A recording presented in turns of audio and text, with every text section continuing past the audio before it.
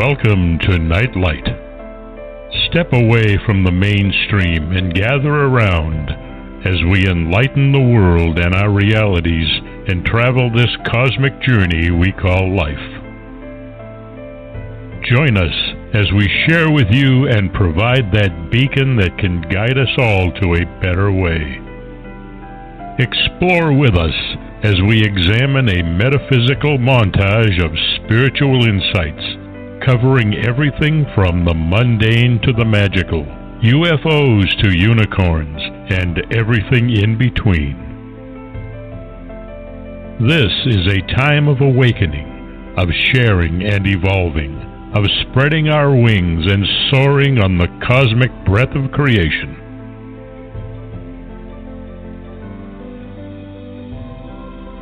Come and join with other light-minded spirits as we weave our lights together to seek understanding, enlightenment, and, with a little luck, some wisdom. This is Nightlight, a reminder that you are never alone.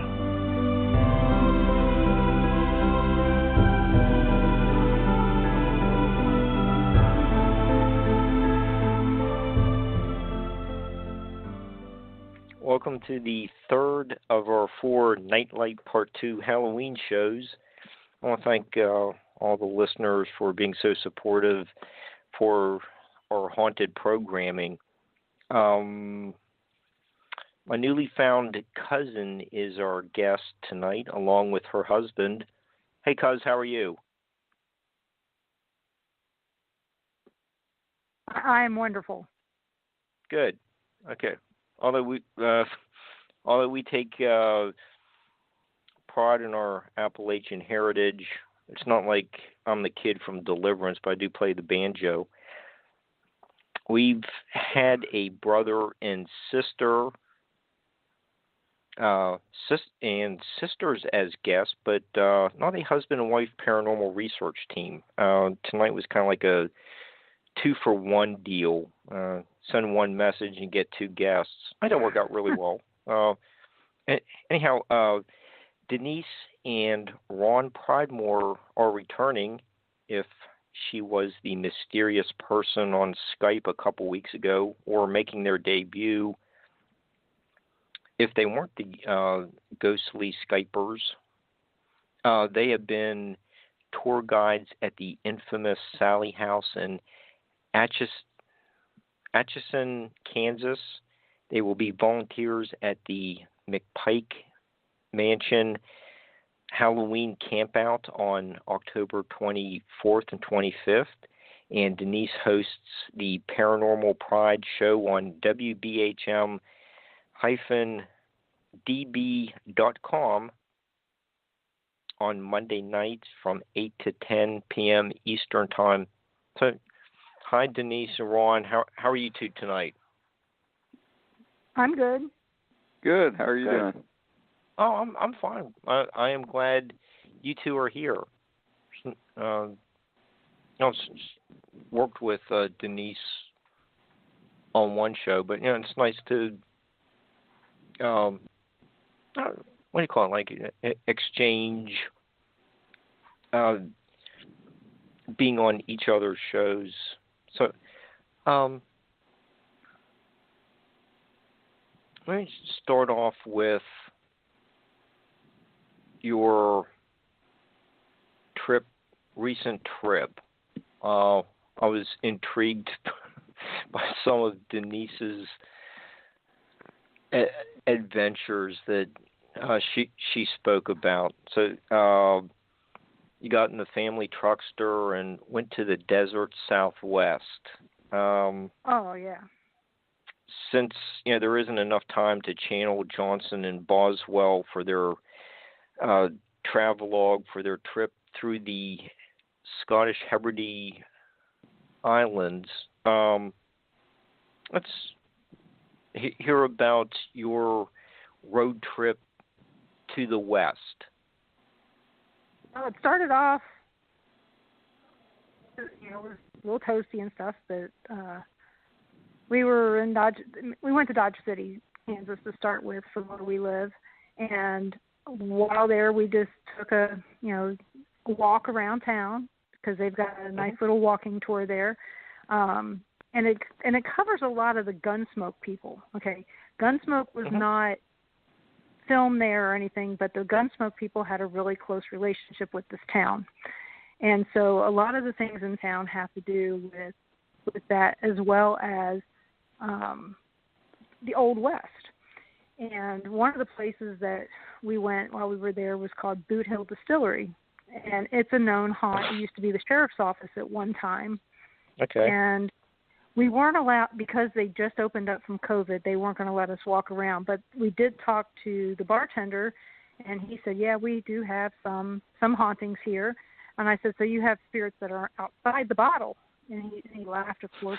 And so we did that, and Ron really enjoyed their red eye and their bourbon. Yep. So we bought a bottle of the bourbon, not there. We bought that at home. But one of the few distilleries that had mini bottles on hand. A lot of them don't. And so, we had a nice time, and it was a little bit windy and all that. But the next day we got up, we went to leave, and I stuck my head in the trunk, and Ron accidentally closed the trunk on my face, and which made for a fun 2 hours for him. At least I didn't talk a whole lot. I had ice on my face for 2 hours, but luckily enough, I did not wake up the next day with 2 black eyes. But that day we finished on from Dodge City. We went to Las Vegas, New Mexico, the original Las Vegas. And in the town, everything we passed, when we got there, we found out that a lot of the people, Doc Holliday and Wyatt Earp, basically would go between Dodge City and Las Vegas, Nevada, or not Las Vegas, New Mexico, quite a bit. And so a lot of the people basically kept going west. And one of the things about Las Vegas, New Mexico that was great is that they had their history going back to the 1600s, which for, some places in the United States, that's unusual. And we stayed in the historic and haunted Plaza Hotel there. It's on the plaza. And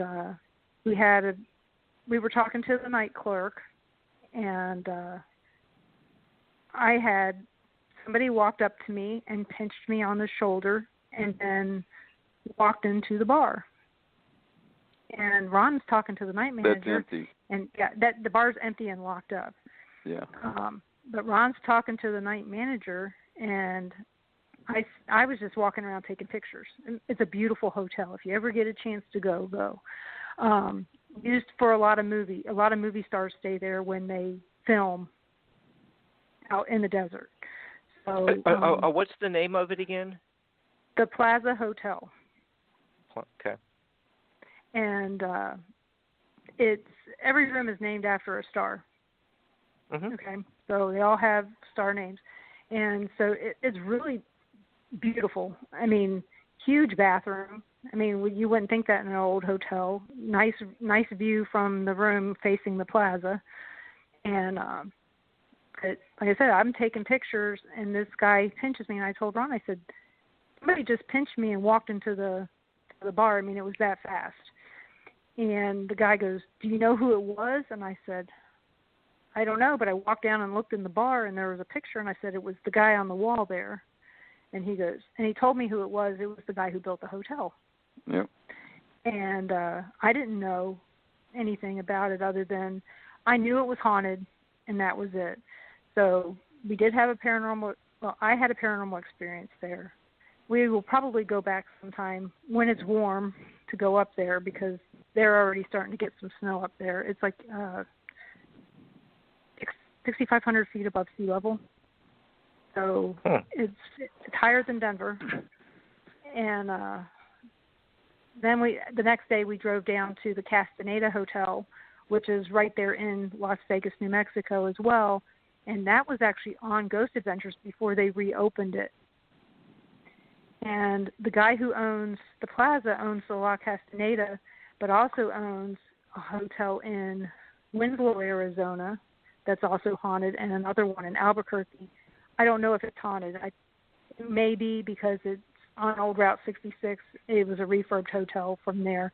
And a lot of the hotels that this guy buys used to be old Harvey houses. The La Castaneda is one. The one in Winslow is as well.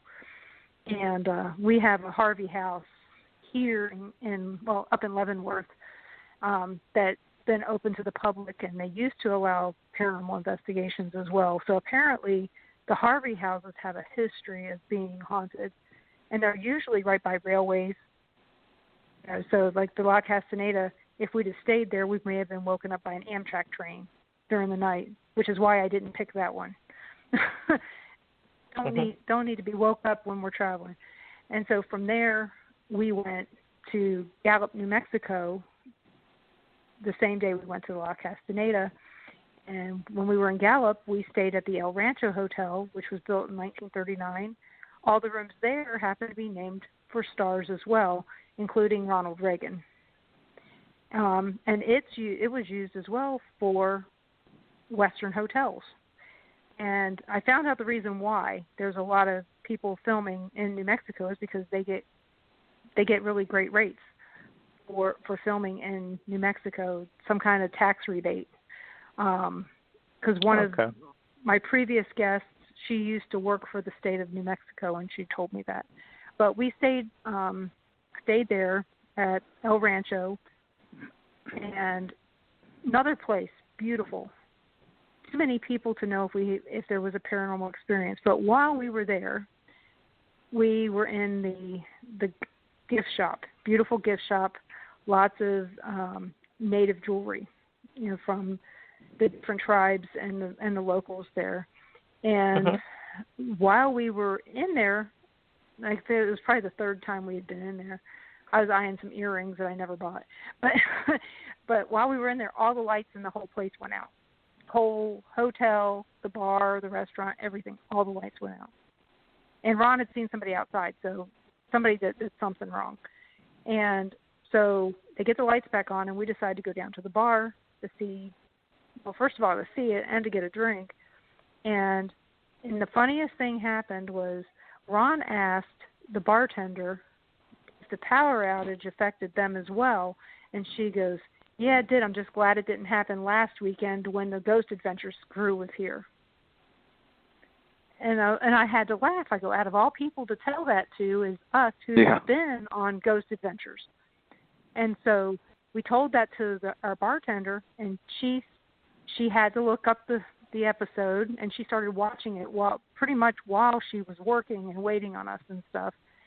And so that was kind of weird for her to bring that up.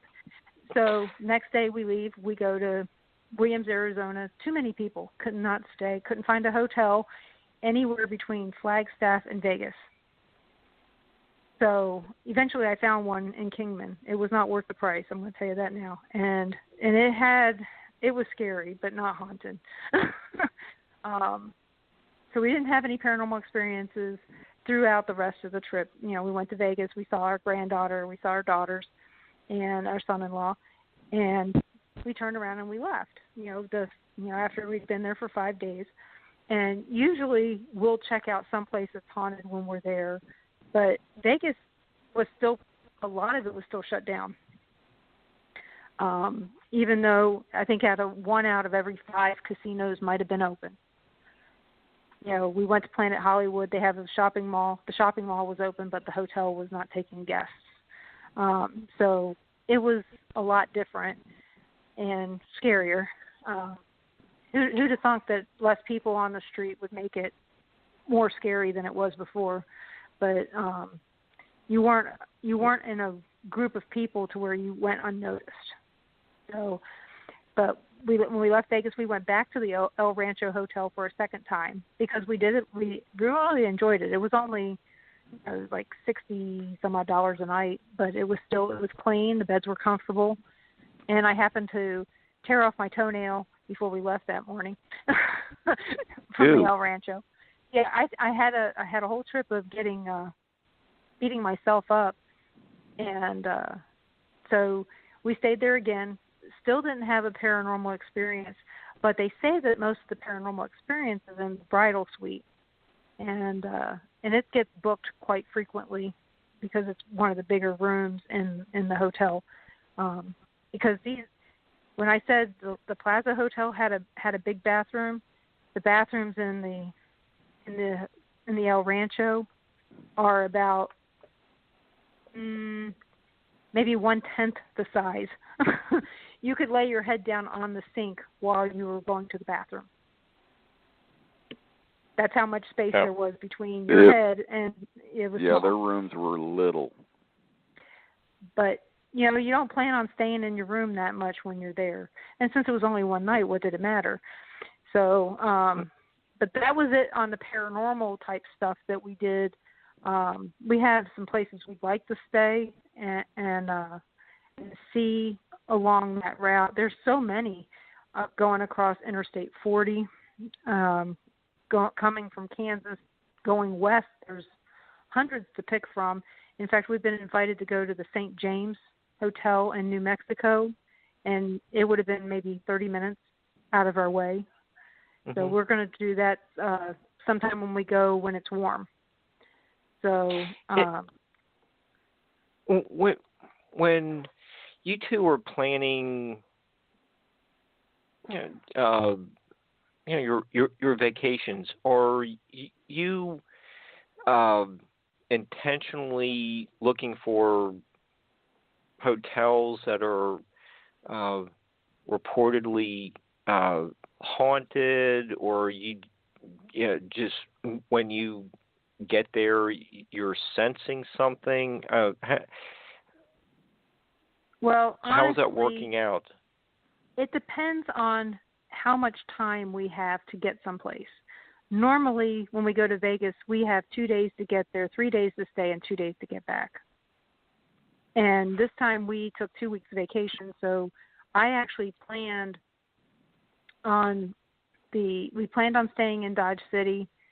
We just stayed at a Quality Inn. I mean, I could not find a haunted hotel that was in a decent part of town that was safe. So, or buy food. Once we get someplace, we really don't want to drive to get food. We want to walk if possible. So I couldn't find anything there, even though there are some bed and breakfasts that are haunted in Dodge City. We found some really neat places along the way that one of them did call my name and say, hey, you want to stay here? But it was so far out and away from everything that you would have had to plan it. I think it's that one by Hutchison, Ron. Yeah, Hutchison.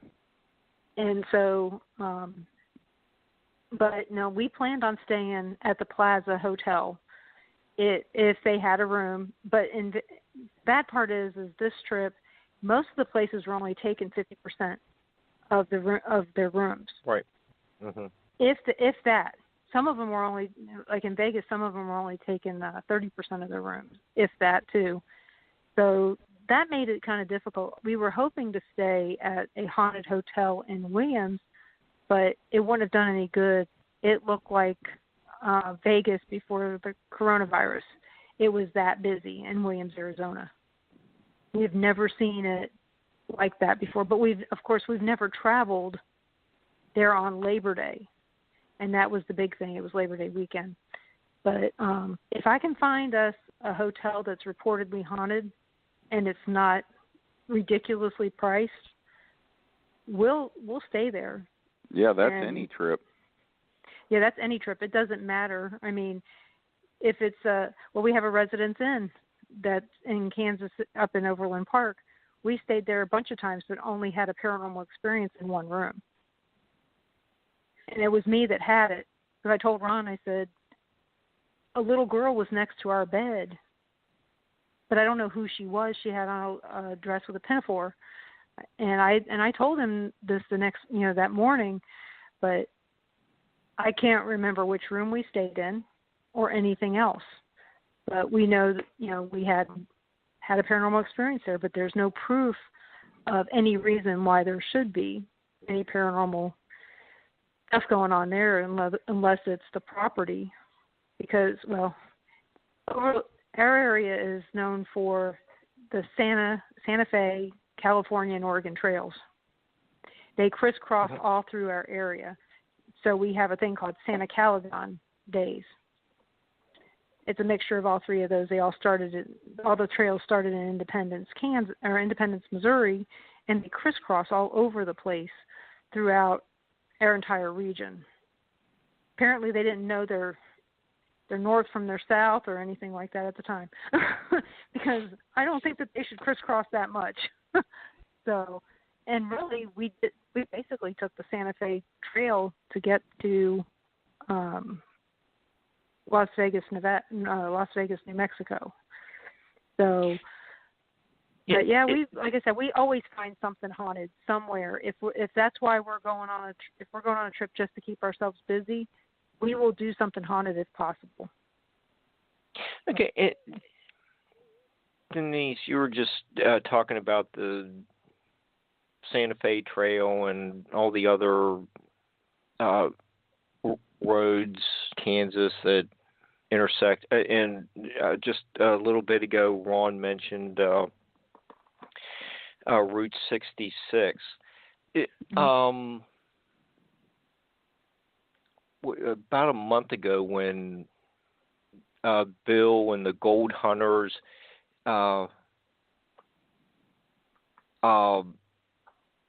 were our guests, and they were talking about some of the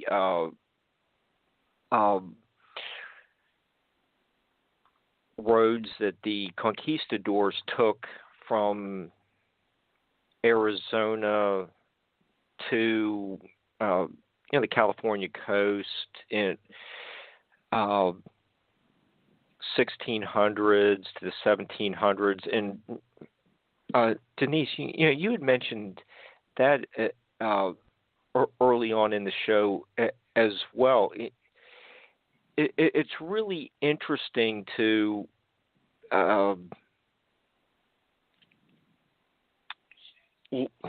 look at the history of these, some of the first highways across America.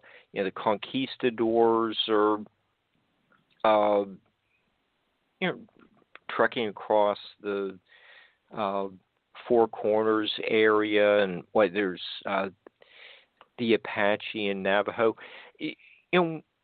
When you're at these locations, are you sensing different cultures? People from a very long time ago. Just are you noticing it? That's. I think there was. It just seems like there was a lot more activity that we're just realizing now, and I was just wondering, are some of these haunted hotels, these Route 66? It's like the most famous road in America. Mm-hmm. What is attracting people to these roads, and is that some kind of explanation for the hauntings? People dying at the hotels or something? At the hotels, quite possibly. And I'll tell you, we live on a road in an area where they have the Potawatomi Trail of Death. Okay. Sounds wonderful, doesn't it? Everybody wants to go on that. We also have the military road between Fort Leavenworth and Fort Scott and even further. We were just on that this weekend doing some stuff. So all of these roads have histories going back to before anybody was documenting them. So when you said the conquistadors in the 1600s, more than likely they were going up to Las Vegas, New Mexico. Because, like I said, their history goes back to the early 1600s. In fact, the earliest known record that I found was like 1609. Here where we live, our county seat, they actually have their history going back to the 1400s for the Native Americans, because that's where the Native American tribes had their headquarters at one point, kind of like, we had Jean Baptiste. He was a Native American, and he basically was like the president of these 5 tribes that were moved here. But because they moved here, they had all this history from the other Native Americans, the Shawnee and the Miami, because apparently there were Miami Indians here in Miami County at the same time there were in Miami, Ohio. Mm-hmm. So, like I said, so we've got all this history, and we see it all, and it makes you wonder, is it related to back then, the hauntings, or are they related to now? Is it because of these areas that, there's more hauntings because of it, that we're drawn to stay when we pass as opposed to passing on. And you asked about if I sense it. On the Potawatomi Trail of Death, I believe it was a residual haunting, but I saw a mother with a travoy, the little thing that she pulled all her stuff on. Didn't have wheels, but it's kind of like a wagon, and that she had her child on there as well as her belongings, walking across this area. And I'd never seen it before, but they were building they had dug up and made a pond there. And when I came home, I told Ron, hey, I saw this Native American woman with this thing on her back. I had to look it up to find out what it was called, because I didn't know what it was called. And he goes, where was this? And I said, on 68, which is part of the Trail of Death. And I was like, that just seemed really odd. Now, that being said, we've lived, we used to live not far from where the Oregon Trail used to go through our old neighborhood. And I never saw anything there. I never felt anything there. But yet in my old house, we felt all kinds of stuff, but we know when it was from. It was from the early 80s, maybe the late 70s, that activity was from. But I know that there are times where up at this graveyard that we go to, one of our friends noticed a cavalry unit. Of course, we know we haven't had a cavalry unit for years. This is a graveyard out in the middle of nowhere. It's extremely hard to find, and nobody comes out there. Is it Civil War era? No, it's pre-Civil War, which is kind of interesting. There are some Civil War soldiers buried there, but there were Native Americans I was seeing in the trees. Yeah. Up in the trees, but in the tree line, and there's a grave there for the unknown Indian. So there's a Native American that died there that they put a headstone on his grave. Some of these people were part of the Mormon community that the state of Missouri tried to extinguish as well. Mm-hmm. It was called the Massacre of Haun's Mill. Okay, and then they're moving on to Utah. They keep moving west after the Mormon massacre that you were just referencing, correct? Yeah, some of them went to Salt Lake City. Some of them, right, okay. when I did some research, found out that some of them went to St. Joseph, Missouri. Okay. After that, some of them went to Atchison, Kansas, which you did a really good job with Atchison, better than a lot of people. Some of them went to Atchison, Kansas, and then some of them went even further on. And so getting to the Mormons, now another place that we've been was Cove Fort, which is the very end of Interstate 70. And it was built by Mormons as a way station for people that were going to Salt Lake City or Beaver, Utah. And it was built, it was only used for like 11 years, but it's still it looks brand new, if you ask me. Wow. Yeah, it's in real good shape. The thing is anybody who died there died from natural causes. The people got along well with the Indians. They didn't have any issues. It was just a really neat place to stop and see frozen history. Basically, this place was frozen in time. So it was really kind of a neat place to see. You know, you would hope that it would be haunted, but I did not get the sense that it was haunted at all. So, Denise, you were just talking about the Potawatomi tribe in Kansas. Trail of Death. Yeah, right. And when Lon Krieger was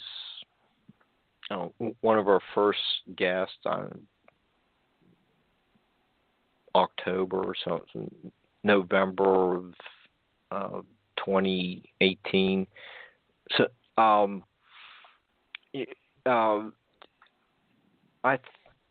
think he was talking about that tribe also had some advanced farming, or was using advanced farming techniques in Michigan. It was one of those raised gardening beds. There were a variety of geometric patterns. It was actually some pretty sophisticated agricultural practices going on. I was just wondering, are you?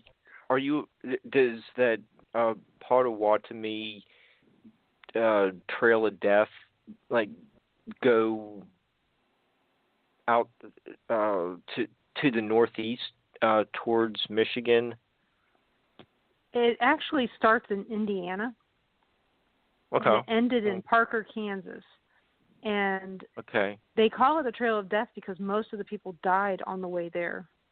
If they didn't die on the road, most of them died when they got there. And so until they got people moved into regular reservations, it was horrible. I mean, they moved these people in the winter, which is everybody who lives in Kansas knows you don't do anything after November as far as that goes. There's no our weather, it can change on a dime, just like everybody else's. But we tend to get snow, and sometimes in November, and have it be 90 degrees or 70 degrees on Christmas. But it's weird. Okay. But it is one of those things that you wonder about. And then you think about the other thing is we're really not that far from the Trail of Tears either. It's just down there in Arkansas going over to Oklahoma. And actually my great grandmother was on the Trail of Tears. And we've always believed that it's quite possible that I notice Native American spirits sometimes before I notice other ones because of me being Cherokee and Blackfoot. Two different grandmothers for that. But yeah, we believe that there's some kind of connection there with my lineage. That's very interesting. I can see where there would be almost like it's almost like the information that's being discovered now about trauma is passed on to other generations through the DNA. I read something about that. It's possible. I mean, I would consider that to be probably a generational curse. Oh, it's interesting. I just find these when guests talk about some of these paths at one point to what Ron was talking about, modern highways like Route 66.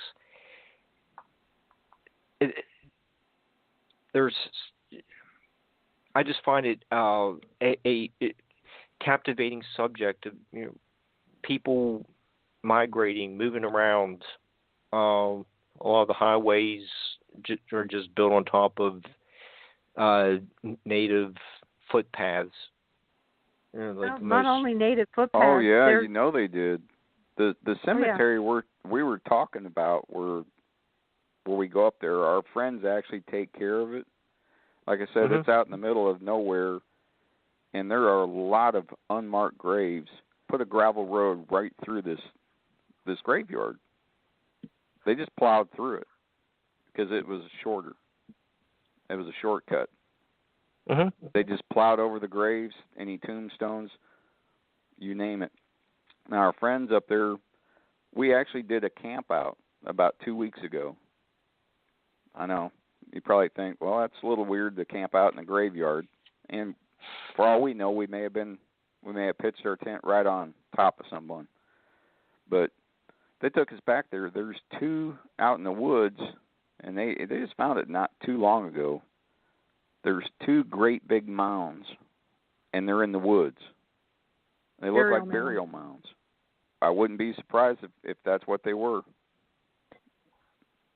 They took me back there, and they asked, Denise, do you feel anything? I said, I feel really sad right now. And, of course, it was dark. We couldn't see anything without a flashlight. And then that's when they pointed out the mound, and I said, well, I can see that, why I feel really sad now.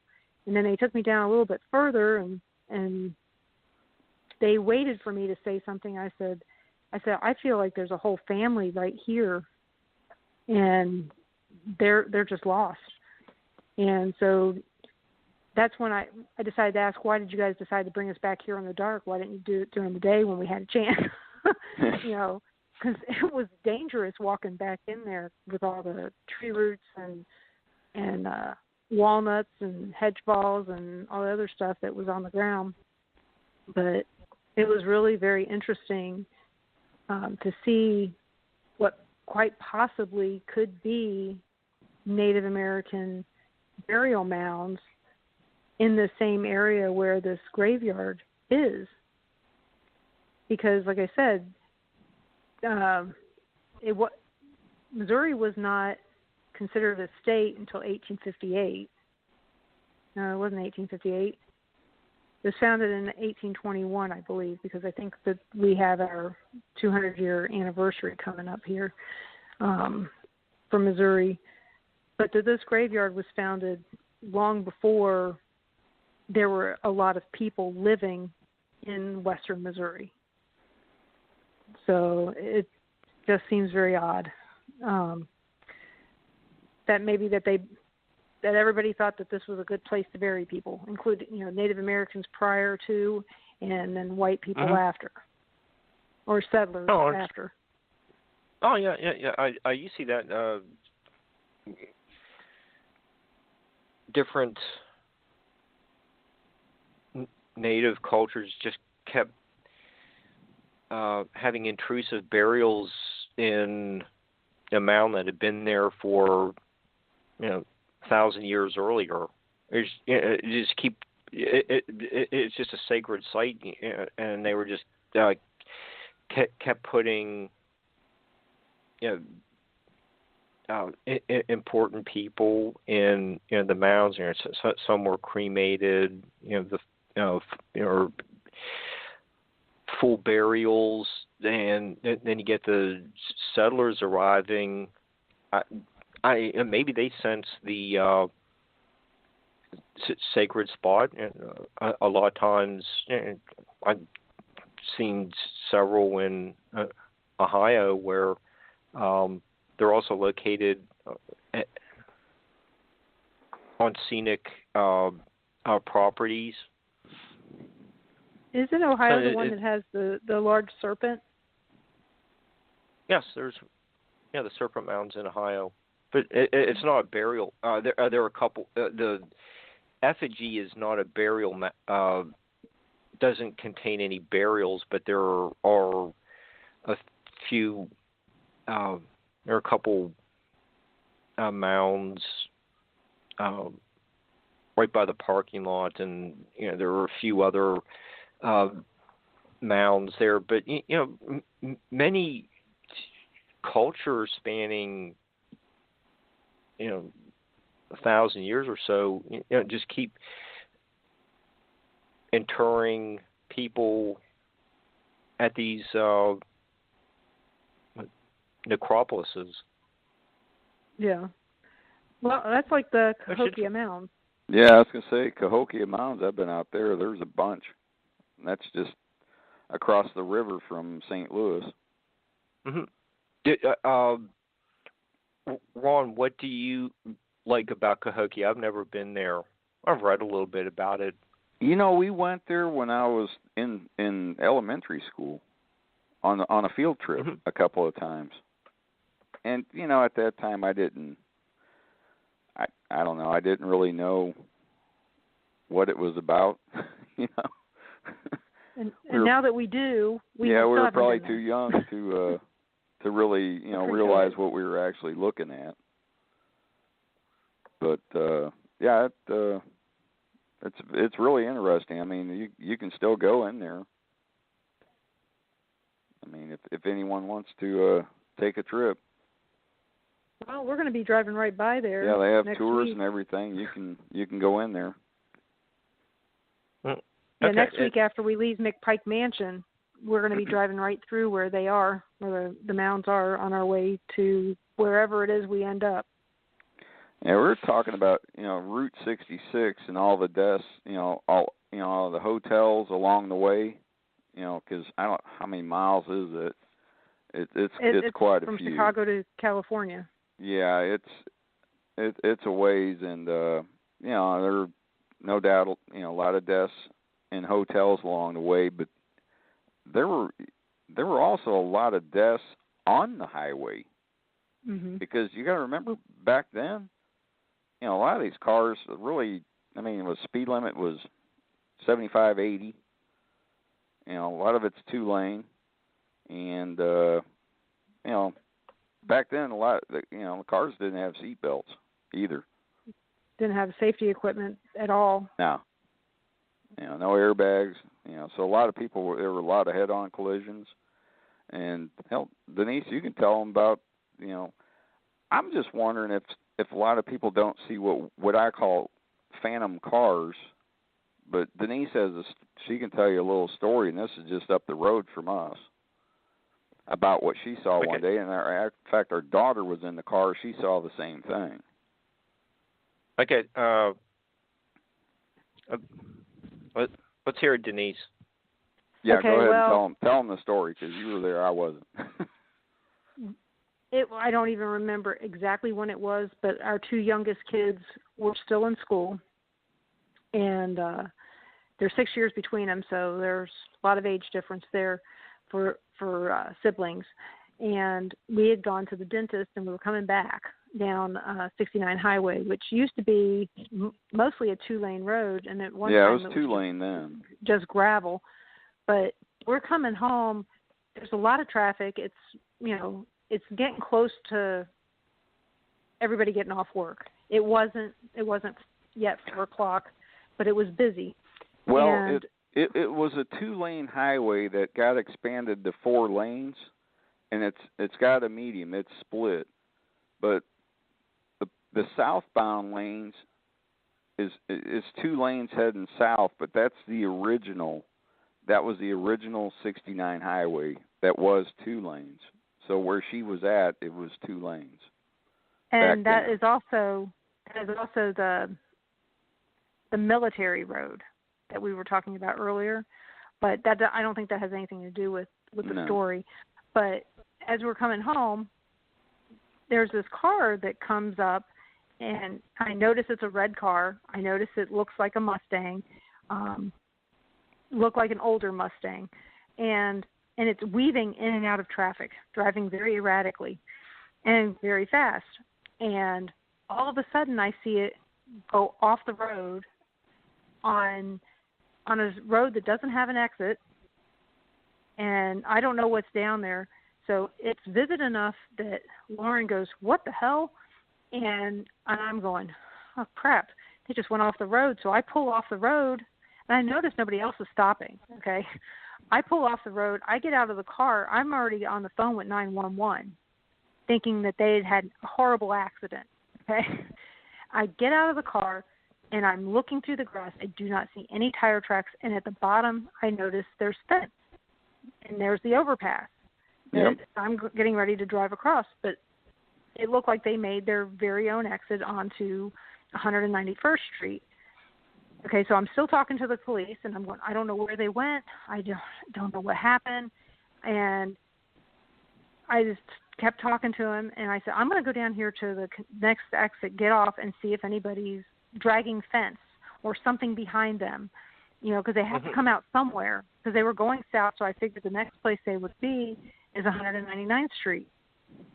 So I get down there, and I'm still on the phone with the police, and I've given them descriptions, and I keep telling them, I don't know where they went. I'm very concerned. And they're going, well, ma'am, we're sorry to say, but other people have called something like this in before. And I said, something like what? And she goes, some people say they see a car driving erratically, and they go off the road in that spot. And I was like, So the next day, I worked for Sprint at the time. One of our purchasing agents, she lived there. And so I asked her, I said, have you ever heard of this? She goes, oh, yeah, I've seen it. I go, really, tell me what you saw, because I didn't give her any details. I just told her that I saw a ghost car on 69 is all I said. And she gave me her details, and they pretty much matched up to mine.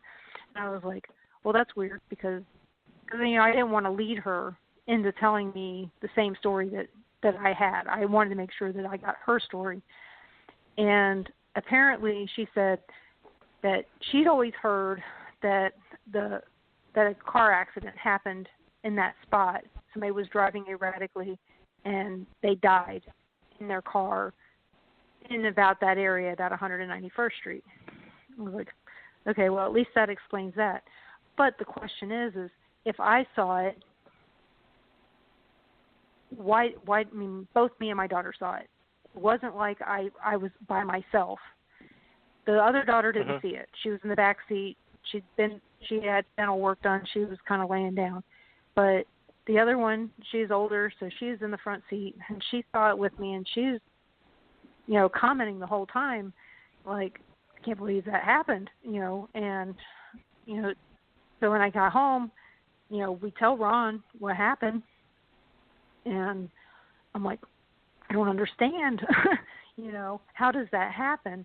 But I don't even remember if I saw anybody in the car, a person, a shape, a shadow, or anything. I don't remember that. I just remember seeing the car driving erratically and go off the road. So, I have tried researching it to find out when it was, if it was a red Mustang, because, a red Mustang going off the side of the road, even if it was an older one, could have been last week, because there's a lot of older Mustangs that have been redone, but it looked like a new, old Mustang. I told Ron, I said, 68, 69. So that's my weird, I have to go residual car haunt. You don't hear car haunting stories too often. It's, there's the book and movie Christine, but you don't hear that too often. And there's the was the Lost Dutchman ship. Yep, heard of that. Another, it's interesting. The red Mustang haunted car is one of those topics I wasn't planning on getting into, but you don't really hear a whole lot about haunted modes of transportation. Maybe get some trains every once in a while. That's well, when we were doing tours in Atchison, they actually had a haunted train story too up there, same as there's one in Danville, Virginia, and both very similar in the way that they crashed and everything. So yeah, I mean, what was the story? Like, was it like they blew up from the coal or something, or the bridge collapsed? I think the one was the bridge was out. That was Danville. In Atchison, It was one train hit another train and blew up. Yeah. Oh.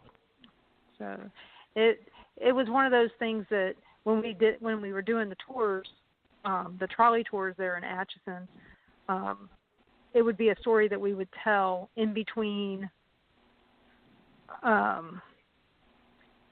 places in the area. We would drive over the railroad tracks and then we would tell the story. And in Atchison, it seems like you're always driving over railroad tracks to get from one side of the town to the other.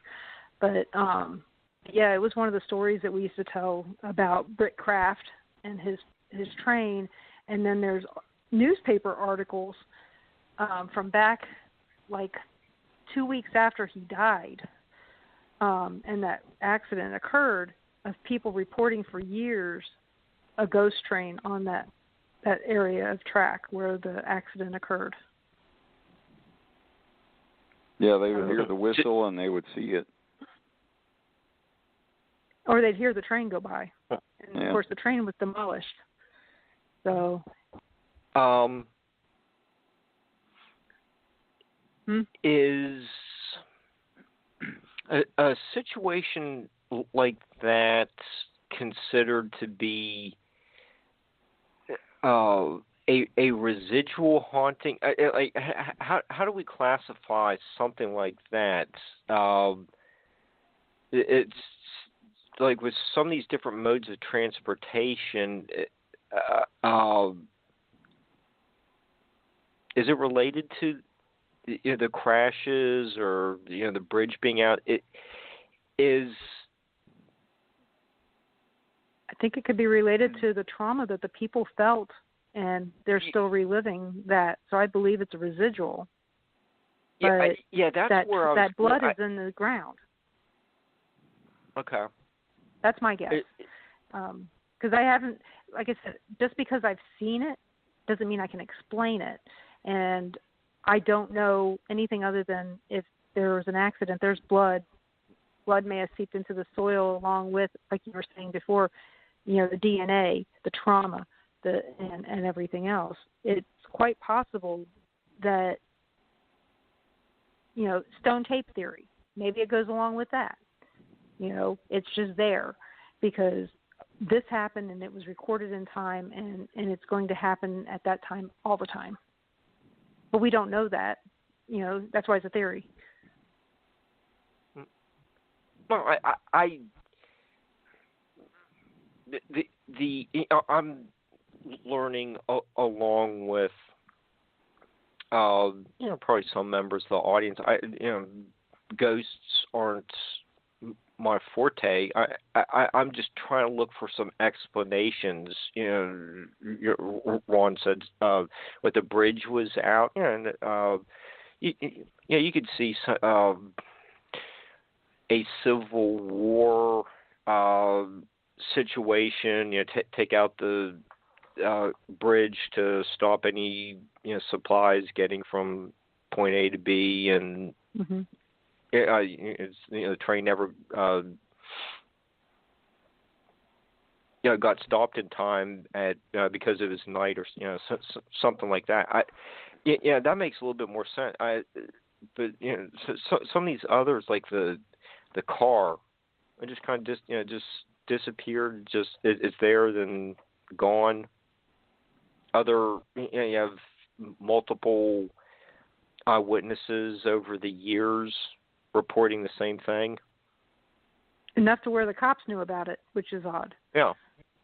So it really is an odd case study. Just people reporting the same, weaving in and out of traffic and disappearing over the hill. Yeah, like I said, it's still.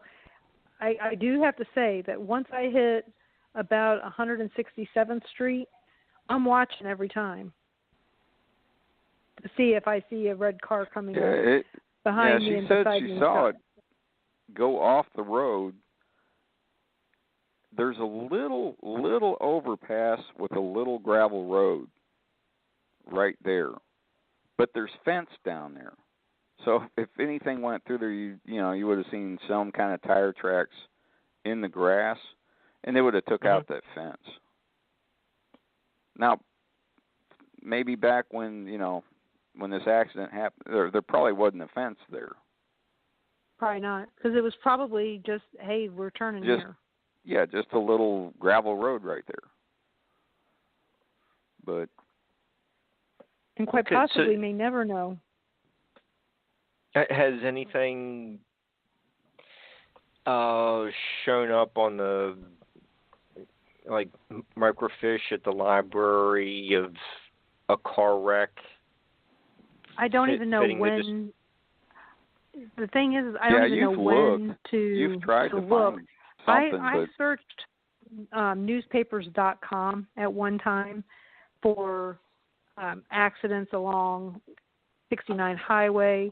But I think I need to get a county map from probably the early 70s to see what that road was called before it was called 69 Highway. Was it called Military Road? I don't know. Well, the accident had to happen after 1967. Yeah, at least 1967. Because like I said, I don't know my car years. If it's an Impala, I probably know the years if it's before 72. But any other car, I probably don't even know what the year is. But I know the difference between a Mustang and a Corvair and a Vega and a Mazda and a you said Maverick. It looked like an I know older the Mustang. difference. And that's what other people have described too. So, but like I said, I had no clue. But the question is when did it happen? What road should I be looking for? I know 191st Street may not even have been 191st Street back then. Right. So looking at some historical maps may help because, I'm looking at, right now I've been looking at some historical maps of where we live, and only our main, streets from South 8th to South 12th ever existed in those old maps. Everything else, like where we live near what would be South 15th, there was a 15th Street. It didn't exist. The lake across the street from our house didn't exist until 1958, even though they bought the money, got the money in 1939. So what else was there? So those old plat maps would probably help me more to determine either, what it was before. And the only thing I have to go on is it happened sometime after this period in time, because it could have happened, it could have happened 2 years before I noticed it. So that's the thing. I don't know what time frame I'm looking at. I could be looking at over 50 years. I don't think so, because that'd be 53 years. I don't think so. So that's my guess. I don't know how I would find it without talking to somebody in that area that witnessed an accident to tell me, hey, look around this time. Look, because it's in Johnson County and they've got a lot more records than we do. But if I remember right, I think it was in June. Yeah, like I said, I don't know if it was June, July, or warmer August. out. I know it was warm out. I just wonder if it was when I had to take the kids out of school to go to the dentist. but I don't think so. It had to be during summer vacation because I'm not known to pull the kids out of school randomly. So maybe someday I'll have time. Okay. Well, we can come back to the phantom car. So, I was intrigued by that story, but anyhow, let's kind of get into some of these haunted houses and the Sally house that you and Ron have investigated, and we have to move on to the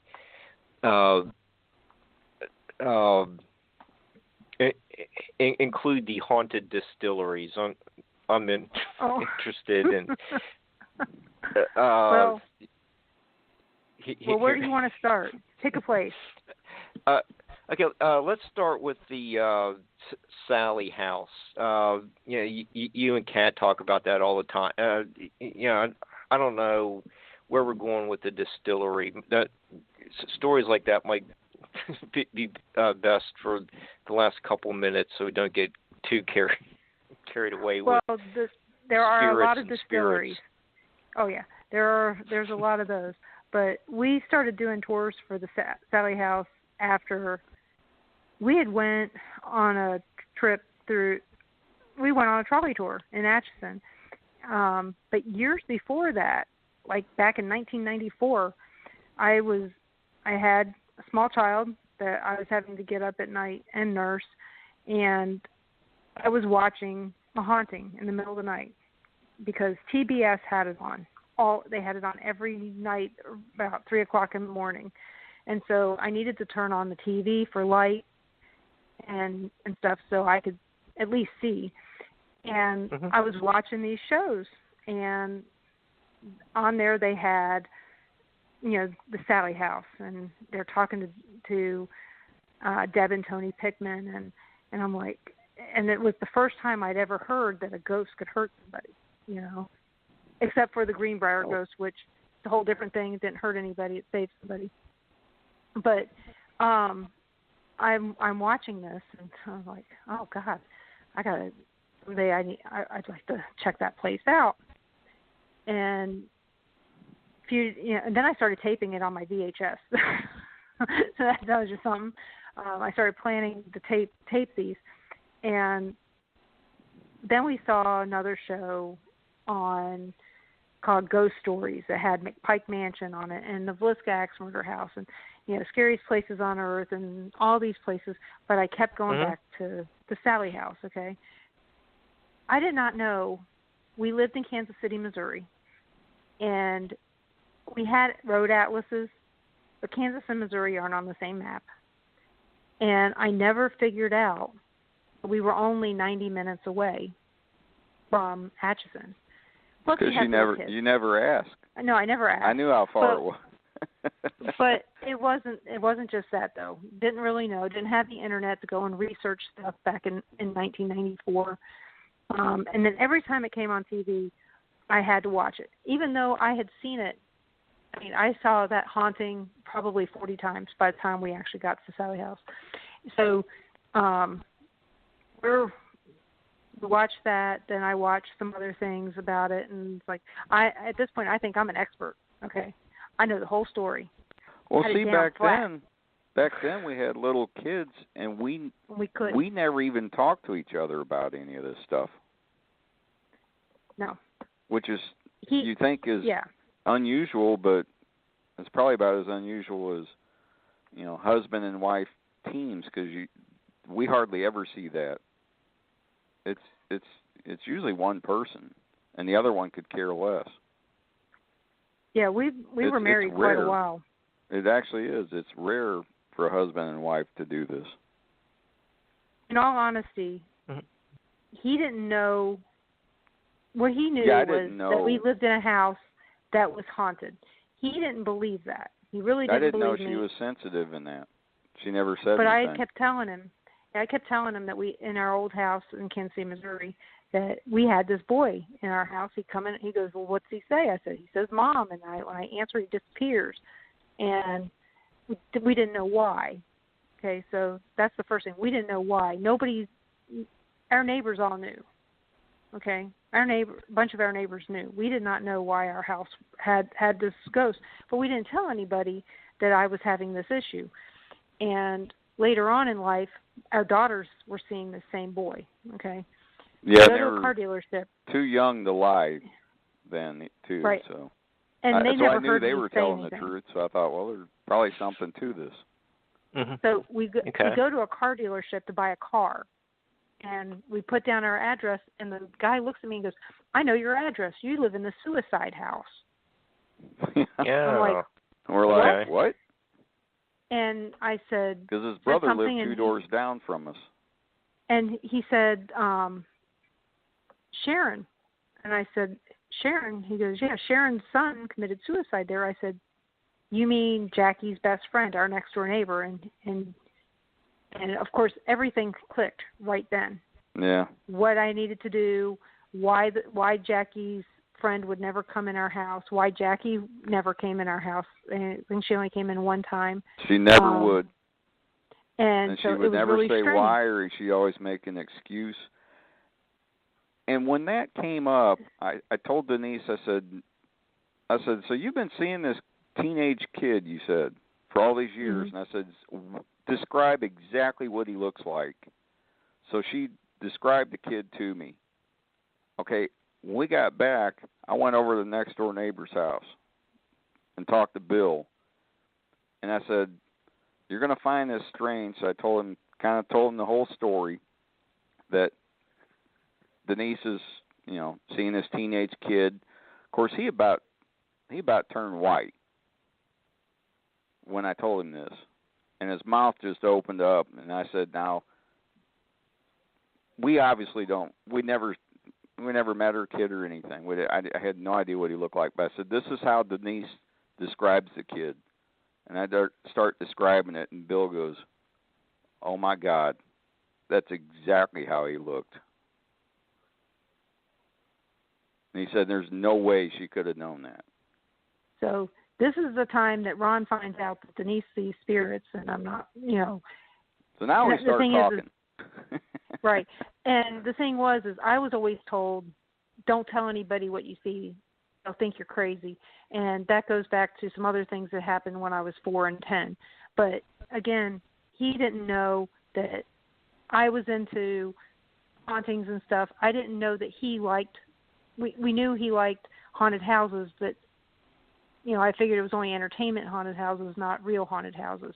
So fast forward to about 2008, and we're doing different things and all that. Kids are still little, and we start talking about it more and more. 2009, we go to the Bliskax murder house for the first time. Find out that Ron's related to the sheriff in the investigation, from family. We had no clue. Yeah, it's my great uncle. And then, like I said, and after that is when we started going on tours. After we went to the Bliskax murder house, we did some other tours. But we did the Haunted Atchison trolley tour, and I had a little book that was called Haunted Atchison, and it had all these places in there. And so as the lady is giving us the tour, I'm writing notes in the margins of this book, okay, and going, we've got to go by the Sally house, and they tell a story that's totally different than what was on TV on a haunting. But I write down all the notes. And then they go, yeah, come back in September when we have the Sally House open for day tours on Saturdays. So we go on one of those the second week in September, and I walk in, and the first thing I say to Ron is, this doesn't look like a haunting, like it did on a haunting. And I'm reading all these things, these pictures on the wall that tell a story about things that have happened there that other paranormal groups had put on there from 2004 to that time, and saying that this is what happens in this room and this is what happens in this room. It was really cheesy, but yeah, the tour was actually terrible. Horrible. The people they had working there could care less. If you ask a question, they would point to the sign. They say, read the sign, and just leave. But we did have paranormal experiences while we were there. Yeah. So we decided we were going to come back the following week. Yep. So we went back the following week. We brought more equipment and actually helped a lady have a paranormal experience speaking to her father in one of the rooms. And at this time, you couldn't go in the nursery. You couldn't go into the dining room. You couldn't go down the stairs to the basement. It was all roped off. Heck, you couldn't even walk into the bathroom. That was roped off. So there was all these different things. And so on the way home that night, I told Ron, I said, I don't want to pay to get in there anymore. I want to go. I want to go a lot. And I think I'm going to find out about volunteering because what happened is we went back there again. I think it was like 2 or 3 weeks after that, and they had 2 other people doing the tours. They actually showed up a little bit later. They had a lot of people there, doing the tours and pointing at the signs. But we're getting ready to leave, and this one guy says something. And Denise turns around and says, he's from Baltimore. And I said, how do you know? She goes, I know that accent. She goes, he's from Baltimore. And she goes, you're from Baltimore. And he goes, yeah, how'd you know? Anyway, we hit it off, and we get to talking, and we said, man, that's pretty cool. You volunteer for this? And he goes, yeah. He goes, yeah, this house is, it scares the hell out of us and everything. Well, it wasn't, toward the end of the tours, his other friend that was helping, do the tours with him, he went in there, he got there before everybody else. He goes, I opened the door. He goes, I always hated coming in this place by myself. And he goes, I just hated coming in here. He goes, I'm telling you, he goes, I opened the door. I started walking toward the kitchen. He said, loud and clear, something said, get the blank out. He said, I looked around. He goes, they ain't coming back.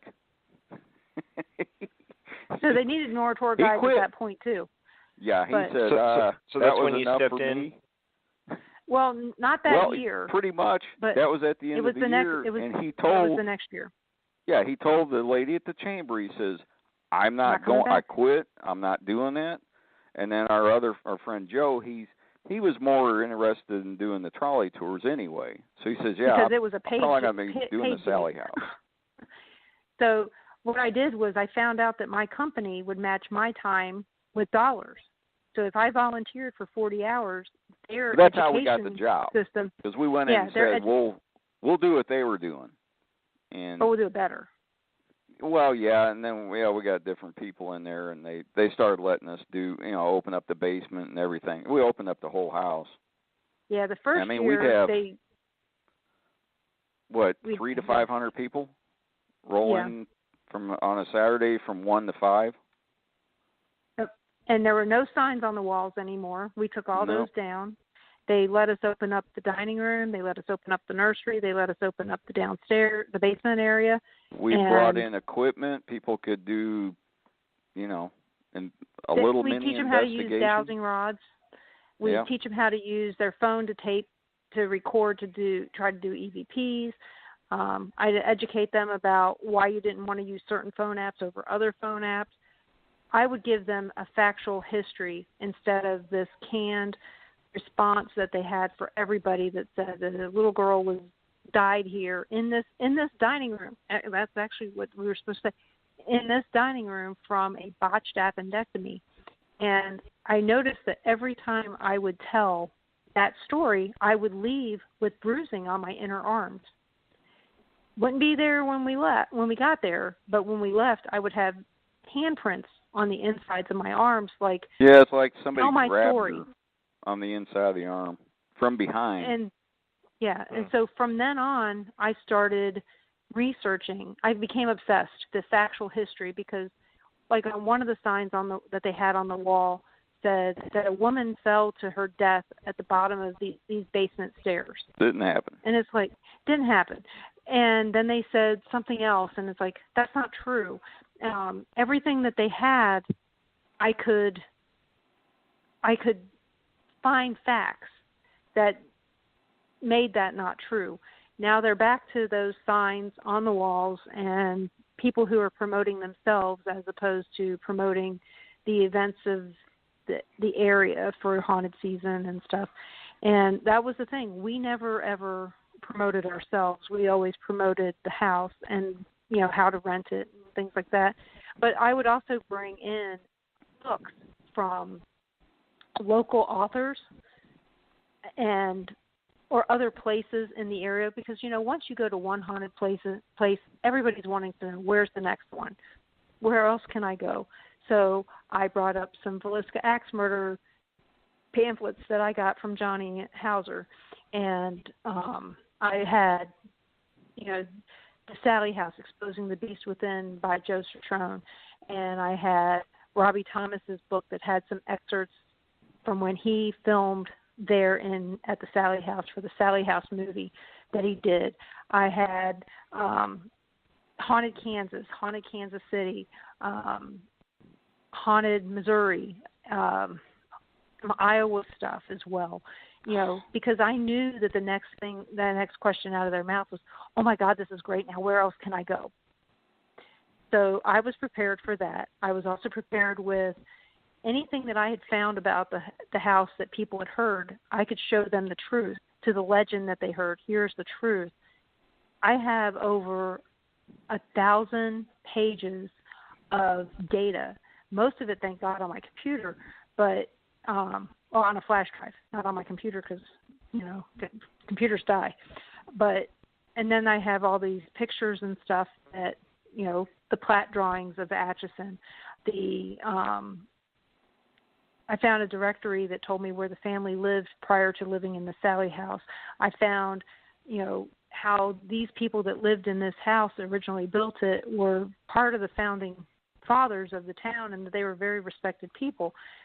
And once I started finding out the truth, I stopped getting hurt with bruising, which I felt like might have been Dr. Finney, who had lived there when he was a child and a young husband, but he did not live there at the time that this botched appendectomy could have ever happened. And so, like I said, I became obsessed to the point to where I think I know more about that house and that history than I do any other place. But back to when I was watching all those shows, what's strange is that the Sally House and the Villisca Axe Murder House had the same address. They are both 508 2nd Street. So what are the odds of that?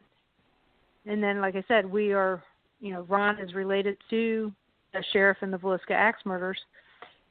And we're also attached to Pike Mansion. Well, Henry McPike's brother, William McPike, actually started the McPike Drug Company in Atchison, Kansas, where his family moved from Alton, Illinois to Atchison, Kansas. So, and then a friend of ours, she actually did all the paperwork to get the McPike Drug Company on the historic register. And so all this stuff, it was like all these places are attached in some way, some form. At least either through us, me and Ron, but figure Atchison and Alton, they're connected by family, by the McPike family. And the people who lived in the Sally House were friends with the kids of the McPike family in Atchison. So all the documentation that you culled over the years, it like produced a biography that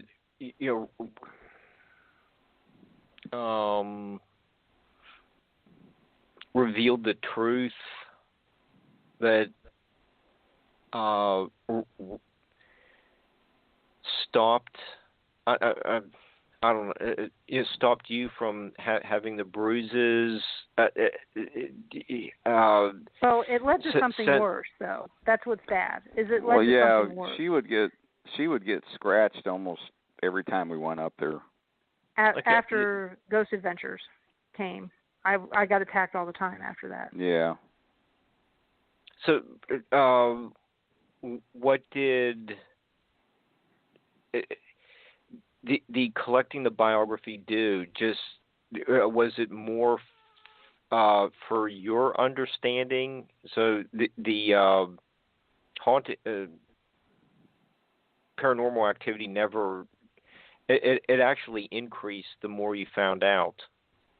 Right, because one of the things, a friend of ours is a shaman.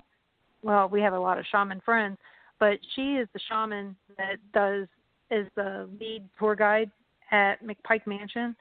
And she pulled me aside one day, and she told me, she goes, the reason that this stuff happens to you is because you can hear them. And I said, no, you could hear see who? them too. Well, I could see him, but she said, you know what his plan is. So I said, so you mean the dark entity at the Sally house is afraid of me because there's some reason that I'm probably there. And we found out later on, yeah, there was a reason I was there. But, you know, but like I said, after Ghost Adventures came, the attacks got worse, but it was from a different way. I think that before I started telling the history, the factual history, the bruising stopped because, like I said, I believe it was Dr. Finney that was doing it because of the fact that the city was treating him like he was an inept doctor and that he was, you know, or a drunkard. I don't know which one, because the little movie that the movie Robbie Thomas did has this beginning to it that was filmed by Atchison, the city, and it makes the doctor look like a bumbling fool. Yeah. And he's the one that botched the appendectomy. Well, no, not really. There was never really an appendectomy. No, but that never was made happened. up by back in 1995 when they started doing the trolley tours. That was made up by an ex-mayor, which I found out later on, and really upset me. But yeah, once I started telling everybody, you know, Dr. Finney was the mayor of the town in 1913. If somebody had killed somebody, think about it. If a candidate killed somebody, even by accident, yeah, unless it's a Kennedy, they're not being elected to an official office. Everything about this man had been in the paper, and everything has been glowing accounts. He worked for the railroad. He was saving people's lives. Yeah. He was stopping wagons. He was a mayor children. later on. Yeah, he delivered half the babies in town. Yep. This is one of the towns where women could vote before the vote. They could vote. They couldn't vote in a national election, but they could vote in the county and the city elections. And he was voted mayor by almost all the women. So if he had accidentally killed somebody's kid, somebody would have been screaming from the rooftops that this guy's a murderer. Yeah, there's and no nobody proof did that. of it. So they didn't start keeping death records in Kansas until 1905. I scoured everything I could online to see if there had been anybody who died in that residence or that he signed a death certificate for a botched appendectomy. You know, that was a little girl named Sally or Elizabeth or anything that Sally would have been a nickname for, and could not find it. So only thing anybody ever found was that there was a 32-year-old woman. Her name was Sally Isabel Hall, and she died after childbirth. But again, she was 32, and he may have been her doctor, but he wasn't doing office visits at his home. He actually had an office, and there was a hospital, and so he wasn't doing any of this in his home. She was also a African-American woman, and when she died, strange thing, she has 2 obituaries listing her living in 2 different houses. One 2 blocks away from the Sally house, and the other one was up by Benedictine College, which was like 7 blocks away. So they can't even get her obituary right. So that's kind of weird. And they were 3 days apart, which was even weirder. But, you know. Yeah, and his office wasn't in his house. Facts kind of destroy a good story. Yeah. And I found his office listing, and it had been there until he stopped practicing. And even if it had happened later in life, like in the 40s when his son lived in the house, his son still didn't have office hours in his house. He had an office. So, the only thing about the story that was true that they shared was that a doctor lived in the house. 2 of them did, and one doctor's wife later on. But again, the rest of the story makes no sense. It just sounded good and sounded like something that could have happened. So that's that. We don't know. And the other thing that was strange was that no one reported that house being haunted until 1994. There was no history or 93, 94. I have no idea why it was haunted like it was. It was one of those houses where we were in there every weekend from about Labor Day all the way to second week of November. Yep. And there were times we would go up there and you'd open that door and you knew it was going to be a long day. And then there were other times where it just felt like a regular old house. It was like really Grandma's strange. House. But it seemed like the more people that we had in there, the more energy was created in the house. It would get more active, people that would go through there. Now we would get there about 12:30 and get out of there. We usually sit and talk to some people that were still hanging around. We'd probably get out of there about 5:30, but we'd go in there full of energy. By 5:30 we were drained. I mean, completely spent. I mean, could almost barely stay awake to drive back home. Right, and it was still a 90-minute drive. Yeah, it was an hour and a half drive. After. Go ahead, Mark. Well, I don't know. I call it clearing. Yeah. But after that happened, we were in there 3 weekends after that, completely dead. The house was, the smell was gone. You would have bugs on the screens. You'd have bugs on the screens in the middle of winter. I mean, it could be freezing cold. You'd have flies on the screens outside. You'd have wasps down in the basement. Ew. In the basement, the coldest part of the house. Wasps flying around like it was summertime. Wasps do not like cold weather. But there you go. You'd be down there and then flying around like nothing. Is there any evidence that the house was built on a vortex or a ley line that might explain some of this? Possible. It's on top right on of a bluff, limestone. right off the river. Yeah, limestone and a natural spring. Well. And if you looked at where it is, it's right on top of a bluff overlooking the river. It's what you would call, prime location for, Native Americans. But they didn't take any out when they got there. That's what's strange, is when the settlers came to Atchison, they didn't have to kick anybody off their land. They had already moved. Yeah, they had moved like 20, 30 years before, they said. But they had lived there for quite a while and just left that area. Actually, when Lewis and Clark came through in 1805 and 1806, there were no Native Americans there. There had been signs that they had been there, but they hadn't been there in 1805 or 1806. So you would think when they came across the Missouri River to these bluffs in Atchison, whatever it was called then, that the Kansas Indians would have been there to greet them. Now, there are 2 Native American burial grounds, one south of town, and when I say south, it's like 5 or 6 miles south of town now. It might have been 10 miles south of town back then, and about 7 miles north up past the Amelia Earhart Airport. That's where the other one is. So is this land cursed by Native Americans?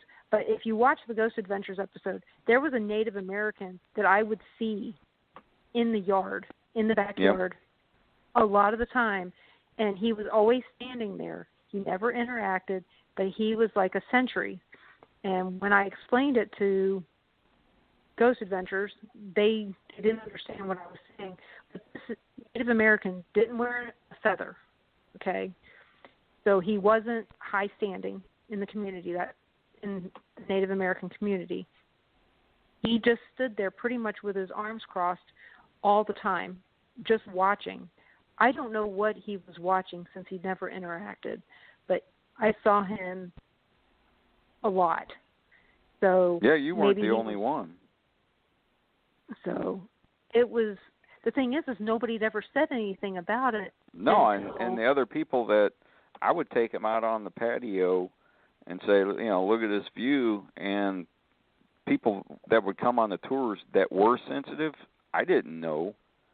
And all of a sudden they'd look in that corner and they'd say, there's a Native American in this corner just standing there. And I'm like, really? And then I would say, you know, my wife sees him too. Right. And the thing is that episode of Ghost Adventures was taped in 2014. It didn't air until January this is before 2015. Ghost Adventures. Right. Nobody, you know, logically, unless somebody had heard me talking about it, yeah, there's no way. they wouldn't have known that it was there. So after, you know, January 2015, when people would come to the house, they would go, well, where do you see this Native American? And I would take him out to the yard and tell him, this is where I see him. And sometimes he's here, but most of the time he's standing in this one spot all the time. And so, like I said, before 2015, if somebody came to me and said they saw it, it's like, oh, well, that's pretty legit because I never said anything to anyone publicly. Yeah, we've had people take some really good pictures in that spot. It's like a weird light anomaly. Yeah, it's like I don't know, like what I call a wisp. Yeah. It's like twisted. It looks like twisted smoke. Right there where she says. And, you know, a lot of these were at night, during the day. Yeah, and I'll tell them he's there now, and they'll take a picture, and this will show up. Yeah. So it was weird. Yeah, I have maybe two questions that might be related. Maybe the first one Ron could take. But does a husband and wife research team seem to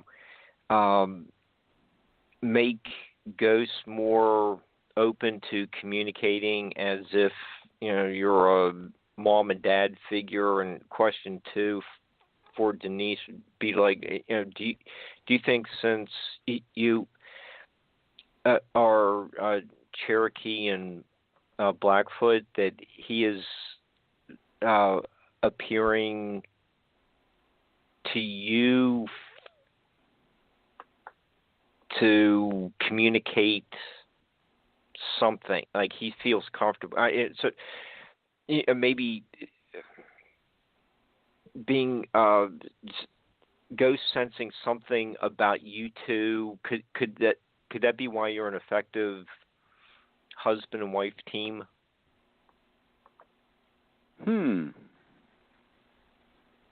Yeah, because she's the one. Yeah, Denise is the one she's the one that's sensitive and sees all the spirits.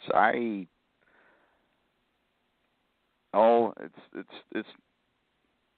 I've had some occasions where, you know, I sense something, but I don't see anything. I mean, I can kind of feel it. You know, it'll get colder, and I know something's there, but I couldn't tell you what it was or anything. Something's, you know, I can feel something's trying to interact. Well, in fact, down in the basement in the Sally house, something shot down my arm and my shoulder. It went down my arm, went across my shoulder, and it felt like a spider web. Felt like I put my hand in a spider web, and it got ice cold. Because I had a group down there, and they said they were seeing these lights in this corner, and I thought, I wasn't seeing it, but about half the people down there were seeing these different colored lights in this corner. So I thought somebody might have had like a little laser pointer. It was, kind of messing with us. So I said, well, I'm going to put my hand up here, and you let me know where you see, these lights. And they said, oh, move to the left, and then move, to the right. And then they said, go back. And when I went back, man, it hit me. And I pulled my arm down, and I kind of shook my arm. And somebody goes, what happened? I said, I don't know. I said, it felt like I put my hand in a spider web, and I turned my flashlight on. There's no spider webs in there. And I said, yeah, that's got like a tingly feeling all the way down to my shoulder, and I got freezing cold. And one guy goes, oh, get out of the way. Get out of the way, I'll do it. And we turned the lights back off, and to this day I never saw like these little bitty lights, but like I said, half the people down there were seeing them, and the guy, he went and stuck his arm up. He goes, am I blocking it? Am I by it? And same thing happened to him. Oh my gosh, that was weird. I said, way to go, tough guy. He left. He went upstairs. He said, I'm out of here. That was during our very first haunted hop with Becky Ray. She was supposed to have a whole paranormal team with her, and nobody showed up. But we were the liaisons for the chamber, and so we got to go because I had to give the trolley tour. And actually, that was the last time that anybody outside of working for the chamber did the haunted hop. After that, it was us. We took over after that, and got really good reviews, but mostly because of the fact that we made sure they had a good time. And if there was some paranormal thing that was happening, we made sure that everybody knew about it, that we kept them involved. But to the question you asked me, that Native American, only way he communicated with me was by staring. So there was no real communication. But, I mean, from what I got from him by looking at him is that he was a sentry, that he was watching over something. What, I don't know. I've never figured that out unless there was, happy hunting grounds or something along those lines. There's a lot of theories from a lot of mediums, but none of them ever matched up with they never matched each other, the mediums that we know.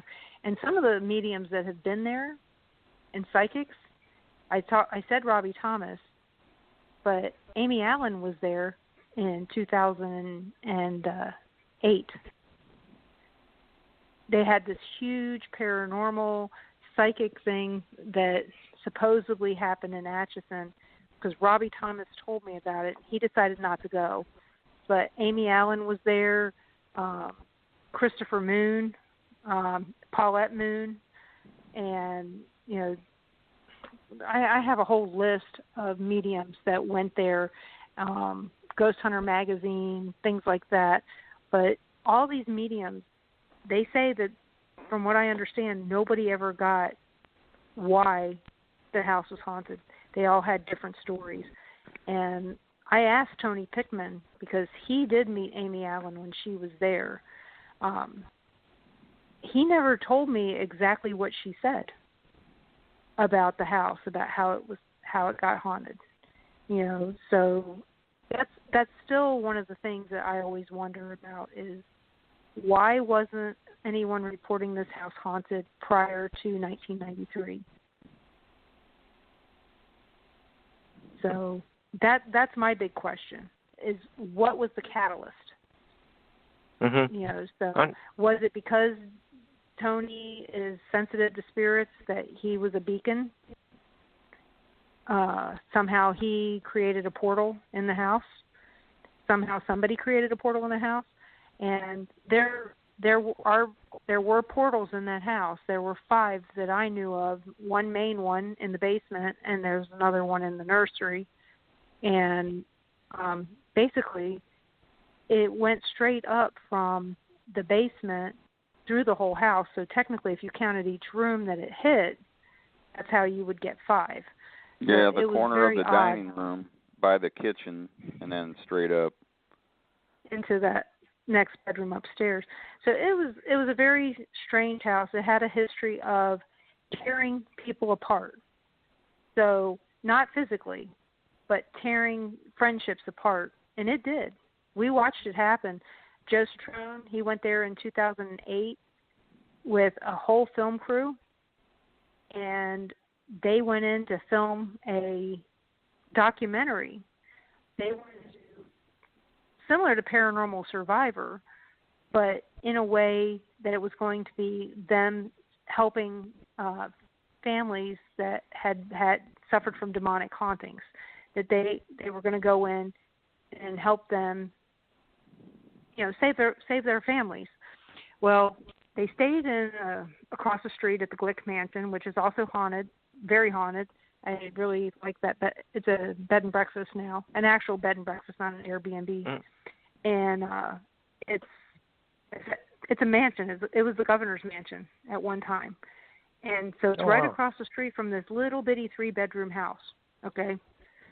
And at the time that it was built, it was only a 2-bedroom house. But that's a whole other story.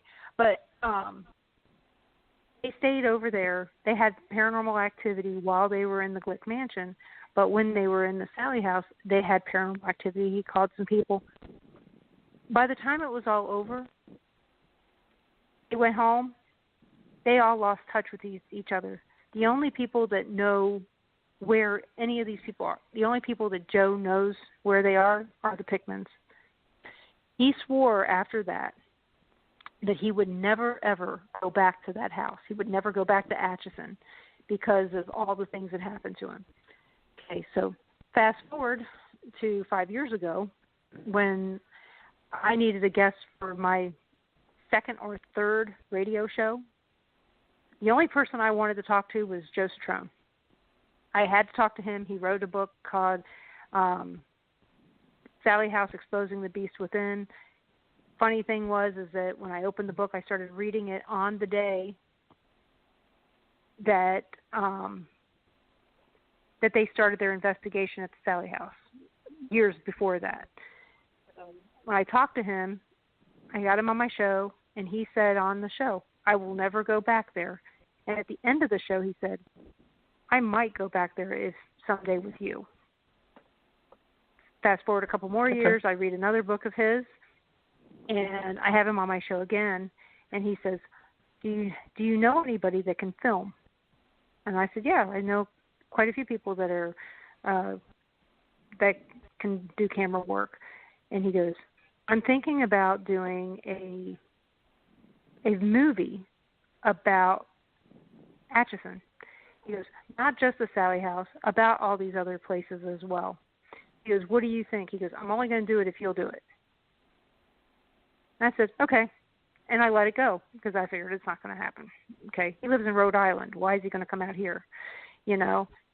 And in 2017, February 2017, he calls and he says, we're coming out. Yeah, that's in February. August 20th. And we want to film the Sally House. We want you to be the liaison. We want you to do this. And we were on the phone for 2 hours. I sat in a parking lot in Paola, Kansas, talking to him for 2 hours because I was afraid I would lose service if I left. And he goes, we're going to have a production meeting, and I want you to – and I'd already been interviewed by the other guy that was doing the movie. His name was Richard Grund. I'd already been on their radio show, and the more they talked about that show, the more they listened to it, the more that they decided that they wanted to do this film. And so as I'm talking to them about their dates, I go, you do know that that's when the full eclipse, the total eclipse is. We're supposed to have totality up there. He goes, no. I said, you may have a problem just finding a place to stay. So that was the first thing. It was like everything was against him. A friend of mine decided that they were going to open up an Airbnb, and we happened to get them to be the first people to ever stay in it. So got them a place to stay. It's the same people that own the Glick Mansion across the street from Sally House, which we knew real well, so we had some connections. Yeah, lucky for us. So needless to say, there was a lot of things going on, but we got them in. I got them into the McIntyre Villa, which is right now very hot on everybody's list of places to investigate. In fact, I hear it's supposed to be on TV, maybe possibly with Stormy Daniels. Whole different problem. And there were some other places that were on the trolley tours that I was able to get them interviews with people and stuff. And while we were doing all this, they interviewed me, of course, and Ron, and I think we were on camera for like over 4 hours talking about all kinds of stuff, especially my obsession with the data of the Sally House and why I had to get to know all of it and all that. The next day we came back, and we were with them all through totality and all that, and then after that we took pictures and said goodbye. And they did the rest of their investigation at the Sally House. And their whole deal is that they felt like they were there to clear the house. They were going to get rid of the demon that was in the house. They were going to help out the whole world by doing this. And I knew why they were there. I mean, I'd been in the production meetings. I knew where they were coming from. I knew Joe's background. Did not know Richard's, but I did know. I knew something. I knew that Richard was a rabbi. Now, did not know his past, but I knew what he was now. No, we didn't know that until that Sunday night. We were being interviewed. He told us that both him and Joe had been on the bidding side for the devil. They couldn't pass a metaphysical store without going in, without buying something. Joe was into, dark books and stuff, using spells to get what he needed out of life. And so between Richard and him, they found God. And they changed their lives around. Well, so they thought that they had an in with getting rid of this demon because they knew how to deal with a demon.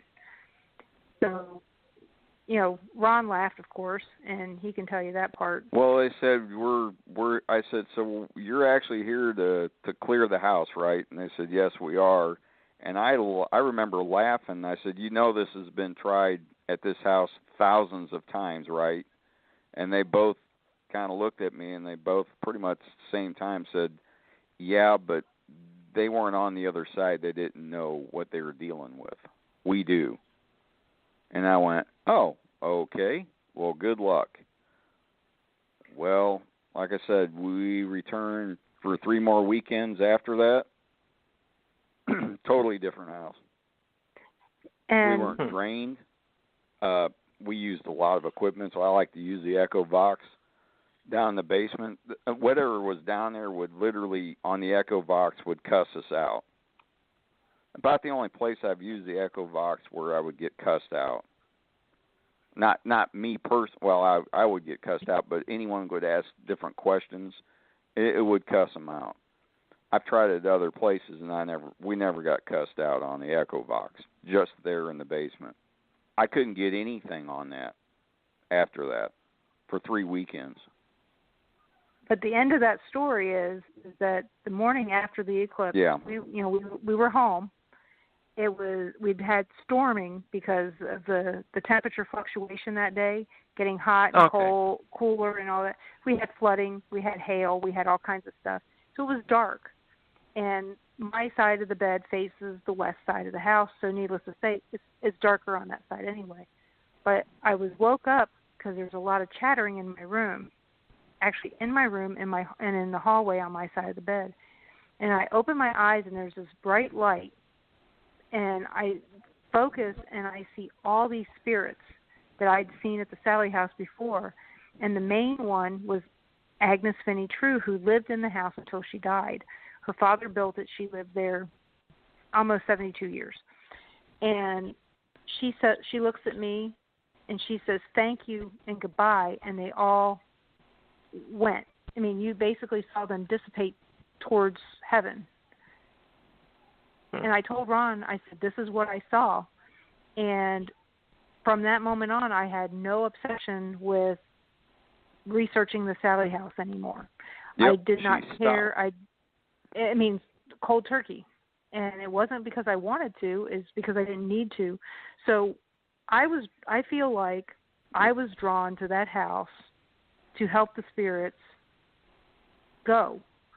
And that I was going to be the person that was going to find the right people to go in there. Do I know that for a fact? No, but that's kind of what it looks like. Right, that's what it looked like, because when we went in we were there 7 3 years, weeks. and there were times I would get up in the middle of the night and she'd be on a computer researching this place. And I'm thinking, "What are you doing?" She goes, "Oh, I got to find out more." I said, "Are you kidding? It's 3 a.m. She goes, "I got to find out more." I mean, she was obsessed. But after again, all that happened, it just she could care less. Suddenly ended. It stopped completely, and even I didn't have any desire. We did this. We were up there 7 years, and even after that, we did those 3 weekends. And I looked at her and I said, "This is a waste of time to even go up there anymore." I said, "This is boring because there's nothing in here." And she goes, "Yeah, you're right." And I said, I think we're just going to tell them we're not going to do this anymore." Well, I had already told them that anyway. Well, we had told them, and then the woman that was became really good friends with, she decided to leave. We left end of September. That was when our last time we did a tour, and she decided to leave in January. Yeah, just a few months after that, and before. It was actually before. Yeah, and the other lady. That's right. It was before, but the other lady that came in, she disrespected all of us. Everybody that was working. Anyone that worked there before her, she wanted her own people anyway, and we said, Well, what she did was wrong. She said I had to turn over all of my research to them, and I refused. That was the one thing. It was mine. I paid for that research one way or another, and I never did it on the time when we were volunteering, so it had nothing to do with them. It was on my own time. So, but I know you want to hear more about these haunted distilleries. Yeah, we have about 4 minutes left. Maybe do a quick haunted distillery type story. Quick. Makes a short story long. Yeah. Oh, well, I can make a really short story. Or we could do a ghost cat. Okay. Well, one of the times. Oh, there is plenty of ghost cats. Yeah, Sally House. Sally House. We had we were doing that very first haunted hop with, like I said, Becky Ray. She's going to be my guest when we come back from vacation on November 2nd. And she's talking about some of the stuff. And a friend of ours who's a skeptic, even though she did the trolley tours, she did them for money, but she did the trolley tours. She just didn't know if she believed in it. She's wearing a skirt, and all of a sudden her skirt moves. Okay, all the air is out of the ceiling in this house. It wasn't. No, actually, it wasn't. It was on the floor, but it was in certain parts of the house. But where she was standing, there was no air. In fact, there was a box covering up the window and all that stuff.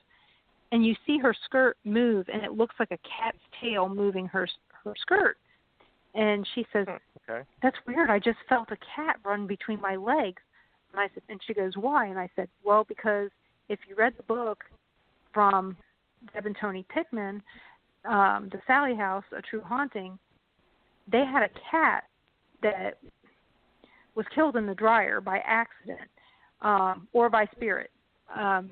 That nurse did some sacrificing down there. and she liked to use cats. Yeah, there was that as well, and then Tony also admits in the book that he killed a stray cat in the house, and he hid it from Deb. But this was during the time that he was feeling more and more pressure to kill Deb. So, but the dryer story is really strange because Tony thought that Deb was going to work and had put shoes in the dryer, and he was going to bed because he sleeps days. He still does. And the dryer is going bum, bum, bum, bum, bum, bum, bum, bum. And so when Deb came home, Tony was up and he goes, "Why did you start the dryer with those shoes in there?" And she goes, "I didn't start the dryer." And when they opened it up, they found all this rust-colored stuff on the clothes, and that's how they found out that their cat had actually been killed in the dryer. So, not good. Okay, so that explains why she was experiencing a cat walking between her legs. Yeah, and then we have I've had that. Cats in I our had house that too. happen a lot down in the basement. Mm-hmm. It happens so often. I just kind of got used to it. Well, we do have 5 cats in the house. Yeah, we got 5 cats, so I know what it feels like. But we've also it never bothered me. 2...